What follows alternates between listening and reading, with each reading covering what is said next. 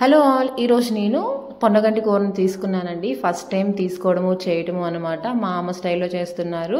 తోటకూర ఫ్రై ఏ విధంగా చేసుకుంటారో సేమ్ యాజ్ ఇట్ ఈజ్ అనమాట. తాలింపులో మనం ఈ పొన్నగంటి కూరను వేసేసుకోవడమే. పొన్నగంటి కూరలో చాలా హెల్త్ బెనిఫిట్స్ ఉన్నాయండి. ఎస్పెషల్లీ సమ్మర్లో తీసుకుంటే బాడీని చాలా వరకు కూలింగ్ చేస్తుందంట. కూలింగ్ ప్రాపర్టీస్ ఎక్కువగా ఉన్నాయంటండి. దీంట్లో vitamin A, B and C ఉంది. అండ్ మన ఐ సైట్కి తగ్గించడానికి బాగా యూజ్ అవుతుంది. కంప్యూటర్ ముందు వర్క్ చేసుకునే వాళ్ళకి కూడా ఐ బర్నింగ్ కూడా తగ్గిస్తుందంట అండి. ఎవరైనా హిమోగ్లోబిన్ తక్కువగా ఉన్న వాళ్ళలో కూడా ఈ కర్రీని 40 days తీసుకోవడం వల్ల మన హిమోగ్లోబిన్ లెవెల్ని కూడా చాలా వరకు పెంచుతుందంట.